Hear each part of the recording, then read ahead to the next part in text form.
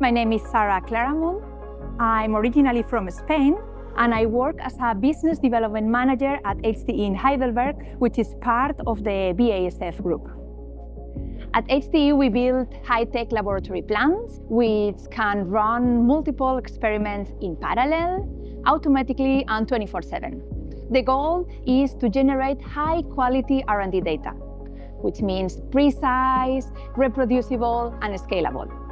This data helps to speed up research and enables technologies like better batteries, more efficient hydrogen production, or sustainable aviation fuels. This data is also essential, for example, for AI, since a model is as good as the data behind, and here HTE can support. In my role as a Business Development Manager, I help shape the strategy of HTE by identifying new customers or new technologies, and I work very close to our technical teams to ensure that our solutions meet our customers' specific needs. Originally, I studied chemical engineering at the Polytechnical University in Valencia, and I first came to KIT through an Erasmus program. What I thought it would be a one-year experience, it turned out to be 13 years and counting.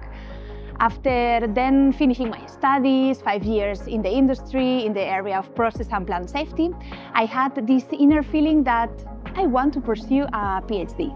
So at that moment, I told myself, now or never, and I came back to KIT to pursue my PhD in the Institute for Microprocess Engineering.